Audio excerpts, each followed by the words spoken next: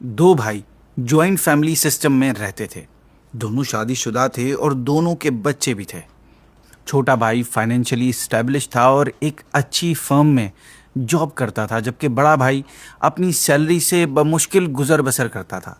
दोनों भाइयों में बहुत मोहब्बत थी। छोटे भाई की आदत थी कि जब भी वो कुछ खरीदता, जैसे कपड़े, बच्चों के लिए खिलौने या कोई भी चीज़ अपनी फैमिली के लिए लाता, तो वो अपने बड़े भाई और उनकी फैमिली के लिए भी लाजमी लाता। ये देखकर छोटे भाई की बीवी बहुत चिढ़ती। वो सोचती, कमाए मेरा शौहर और मज़े ये लोग करें, मेहनत मेरा शौहर करे और मेवे ये लोग खाएं। बीवी बार बार शौहर को सुनाती रहती, इतने ज़्यादा पैसे आ रहे हैं तो मुझे दे दो, या अपने बच्चों के फ्यूचर के लिए सेविंग कर लो, ऐसे लुटाने की क्या ज़रूरत है।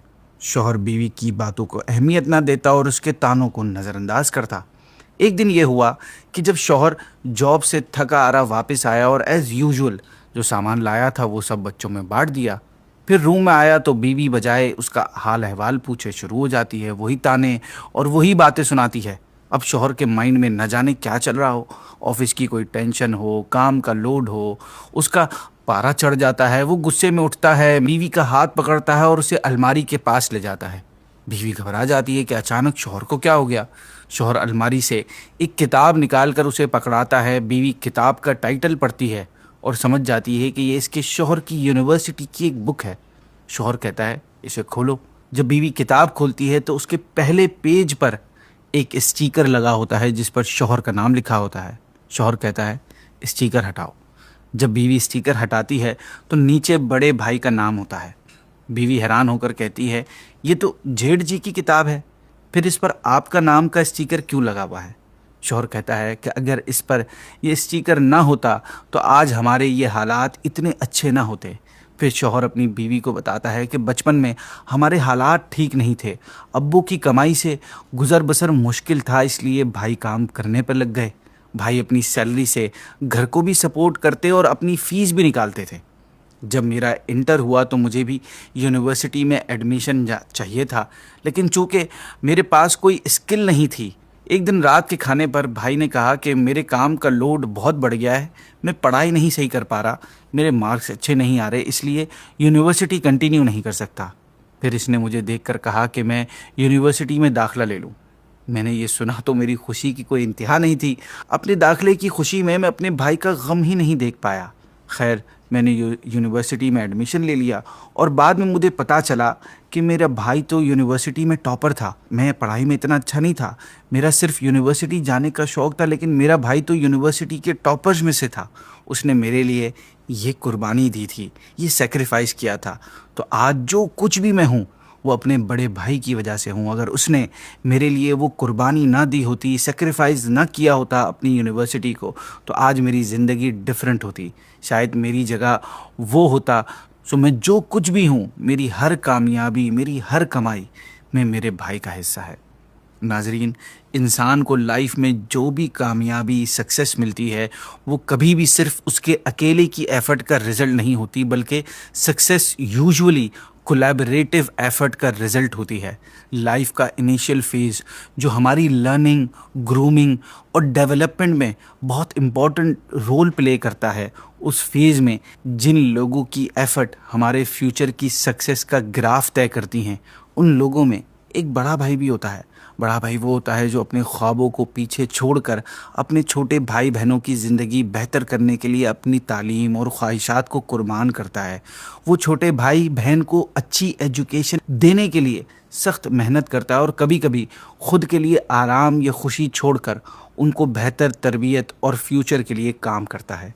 फादर को सपोर्ट करता है ताकि छोटे भाई बहन अच्छी ज़िंदगी गुजार सकें। बड़े भाई की कुर्बानियों से आप सब एग्री करेंगे, लेकिन नाज़रीन ज़रा सोचिएगा कि कैसा होगा वो भाई जिसने अपनी ख्वाहिश के लिए, अपनी डिज़ायर के लिए अपने भाई को अपना दुश्मन बना लिया, और ये दुश्मनी इस हद तक पहुंच गई कि उसने अपने खून, अपने सगे भाई को बेदर्दी से कत्ल कर दिया। आज हम जानेंगे ऐसे भाई का किस्सा जिसकी दुश्मनी तारीख़ इंसान कभी नहीं भुला सकती।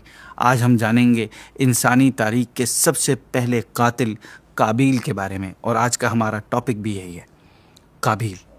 ناظرین، حضرت آدم علیہ الصلاۃ والسلام اور آپ کی زوجہ حضرت حوا اس کائنات میں سب سے پہلے انسان تھے۔ ان دونوں سے پہلے اس دنیا میں کوئی انسان نہ تھا، اور انسانوں کی نسل ان دونوں سے ہی چلی ہے۔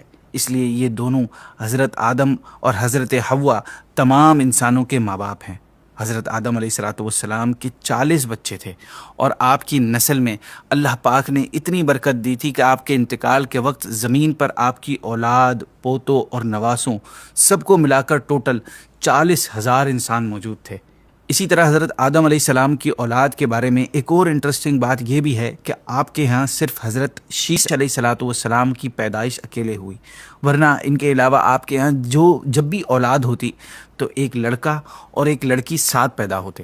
اور حضرت شیس علیہ السلام کا معاملہ ایسا کیوں ہوا، اس کا ریزن کیا تھا، اس کے لیے آپ کو ایپیسوڈ اینڈ تک دیکھنا پڑے گا، اینڈ میں ریویل ہوگا۔ حضرت آدم علیہ السلام کی اولاد میں سے سب سے پہلے قابیل اور اکلیمہ پیدا ہوئے، پھر 1 سال بعد حابیر اور لیودا پیدا ہوئے۔ اس ٹائم میں صرف حضرت آدم علیہ الصلاۃ والسلام ہی کی فیملی تھی، تو ان کے یہاں نکاح کا یہ سسٹم تھا کہ جو لڑکا لڑکی ایک ساتھ پیدا ہوتے ان کا آپس میں نکاح نہیں ہو سکتا، بلکہ ان کا نکاح دوسرے پیئر والی لڑکا یا لڑکی کا اس کے ساتھ ہوتا تھا۔ تو اب اس لاء کے مطابق حابیل کی شادی اکلیمہ سے اور قابیل کی شادی لیودا سے ہونی تھی، کیونکہ قابیل اور اکلیمہ ساتھ پیدا ہوئے تھے، اور اسی طرح حابیل اور لیودا بھی ساتھ پیدا ہوئے تھے۔ لیکن قابیل نے اس لاء کو، اس شرعی قانون کو ماننے سے انکار کر دیا، کیونکہ قابیل کی بہن اکلیمہ زیادہ خوبصورت تھی، اسی لیے قابیل چاہتا تھا کہ وہ اکلیمہ سے ہی شادی کرے۔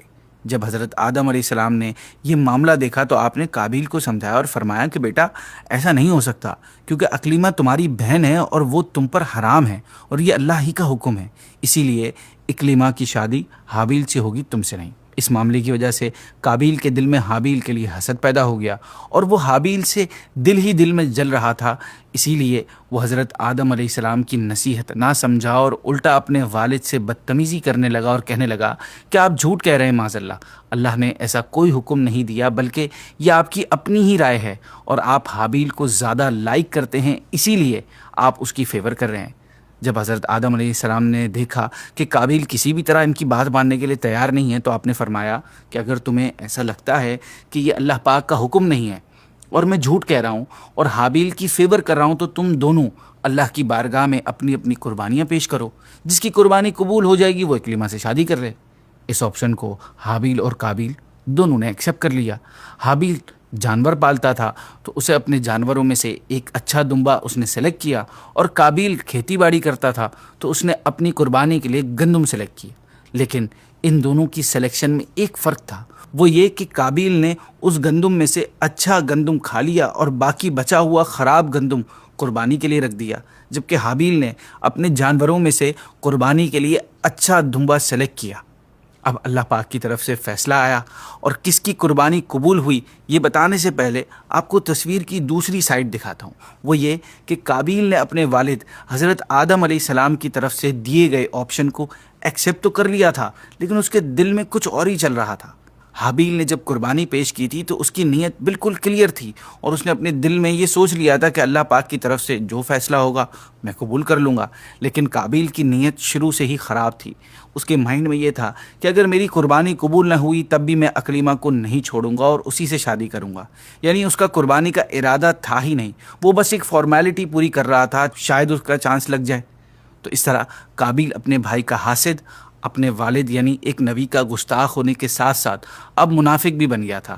منافق کہتے ہیں جس کی زبان پہ کچھ اور ہو اور دل میں کچھ اور ہو۔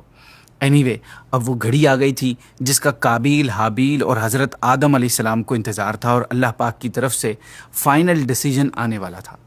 اب یہ پتہ چلنے والا تھا کہ کس کی قربانی قبول ہوتی ہے اور کس کی مردود، کون حق پر ہے اور کون باطل پر، کون صحیح ہے اور کون غلط۔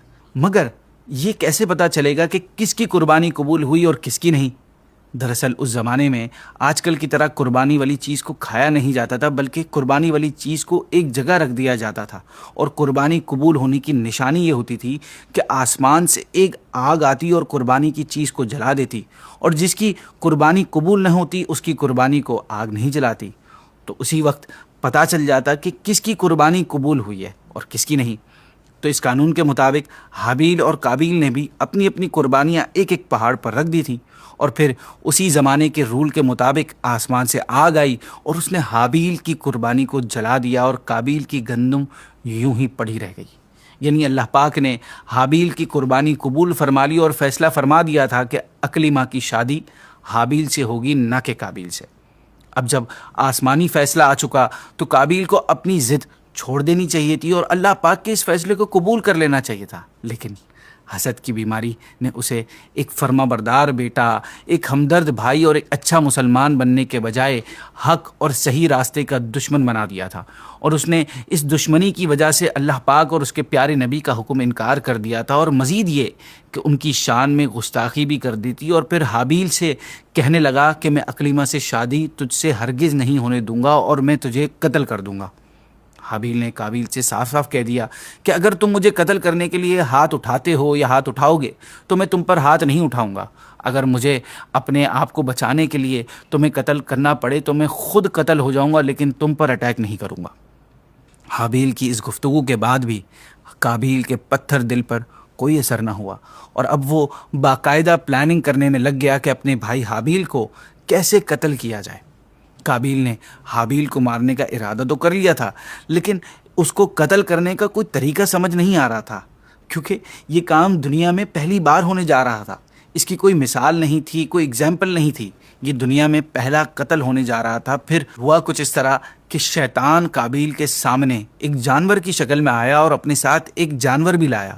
اس نے قابیل کو ٹیچ ایسے کیا کہ اس نے اپنے ساتھ لائے ہوئے اس دوسرے جانور کا سر ایک پتھر پر رکھا اور دوسرے پتھر سے اس کا سر کچل دیا، جس سے وہ جانور اسی وقت مر گیا، اور اس طرح قابیل نے قتل کرنے کا طریقہ سیکھا۔ اب قابیل کو موقع کی تلاش تھی کہ وہ بالکل اسی طرح آسانی کے ساتھ اپنے بھائی کو قتل کر دے۔ اسے یہ موقع اس وقت ملا جب ایک دن حابیل اپنے جانوروں کی دیکھ بھال کرتے ہوئے تھک گیا اور وہ ایک درخت کے نیچے آرام کرنے کے لیے سو گیا۔ جب قابیل کو یقین ہو گیا کہ اس کا بھائی سو چکا ہے تو وہ چپکے سے اپنے بھائی کے قریب گیا اور اس نے ایک بڑا پتھر اٹھایا اور انتہائی بے دردی سے حابیل کا سر کچل دیا، اور یوں قابیل تاریخ انسانی کا سب سے پہلا قاتل بن گیا۔ ناظرین، قابیل نے اپنے بھائی کو قتل تو کر دیا، لیکن اب وہ ایک مشکل میں پھنس گیا۔ وہ یہ کہ اسے سمجھ نہیں آ رہا تھا کہ وہ حابیل کی ڈیڈ باڈی کا کیا کرے، کیونکہ یہ سب سے پہلا قتل تھا اور قابیل کو اس بارے میں کسی قسم کی نالج تو تھی نہیں، لہٰذا وہ مارا اپنے بھائی کی لاش کو ایک تھیلے میں ڈال کر اپنی پیٹھ پر لیے گھوم رہا تھا۔ وہ باڈی کو کہیں چھوڑ اس لیے نہیں رہا تھا کیونکہ اس کو درندوں کا خوف تھا کہ کہیں اس کی لاش کو چیر پھاڑ نہ دیں۔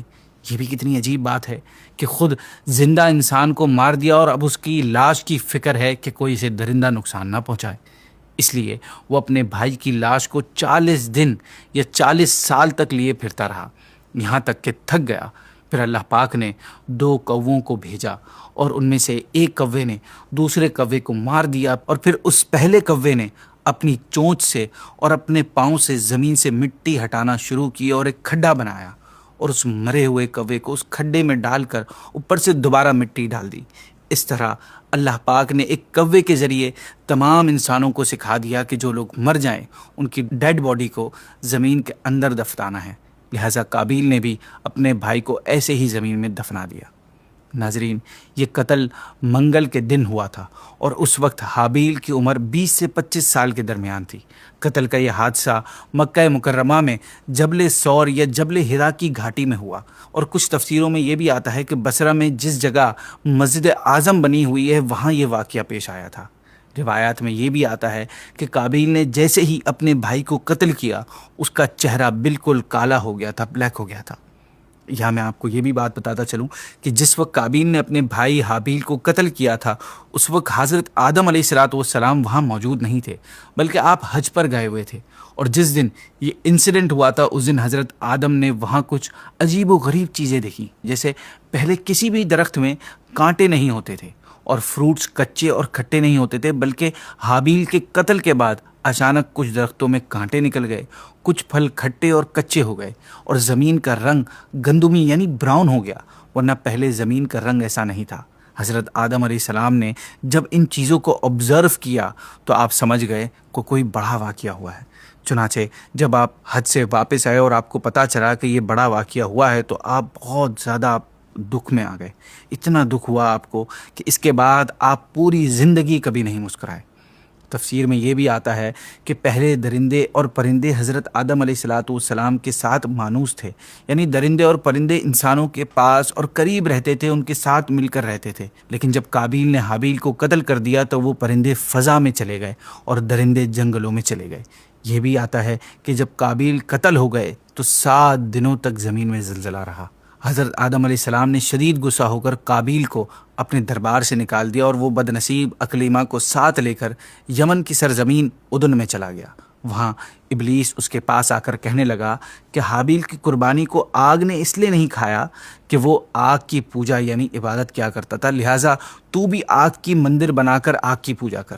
چنانچہ قابیل وہ پہلا شخص ہے جس نے آگ کی عبادت کی، اور یہ زمین پر پہلا شخص ہے جس نے اللہ پاک کی نافرمانی اور سب سے پہلے زمین پر ناحق خون کیا، اور یہی وہ پہلا مجرم ہے جو جہنم میں سب سے پہلے ڈالا جائے گا۔ اس کا انجام یہ ہوا کہ اس کے ایک بیٹے نے جو کہ اندھا تھا، اس نے ایک پتھر مار کر اس کو قتل کر دیا، اور یہ بدبخت ایک نبی کا بیٹا ہونے کے باوجود آگ کی عبادت کرتے ہوئے کفر و شرک کی حالت میں اپنے لڑکے کے ہاتھ سے پتھر کے ساتھ ہی مارا گیا۔ حابیل کے قتل ہو جانے کے بعد سے حضرت آدم علیہ السلام کی اولاد میں ایک لڑکا کم ہو گیا تھا، تو پھر اللہ پاک نے آپ کو 5 سال بعد ایک بیٹا عطا فرمایا جن کا نام حضرت شیس علیہ السلام تھا۔ آپ علیہ السلام کی ولادت کے وقت حضرت آدم علیہ السلام کی عمر 130 سال کی ہو چکی تھی۔ اللہ نے ان کو بھی نبی بنایا۔ ہمارے پیارے آقا صلی اللہ علیہ وسلم انہی یعنی حضرت شیس علیہ السلام کی اولاد ہی میں سے ہیں۔ ناظرین، یہ تھا قصہ اس دنیا پر سب سے پہلے انسانی دشمن کا، جس کی دشمنی نے اس سے بھائی کا قتل کروا دیا۔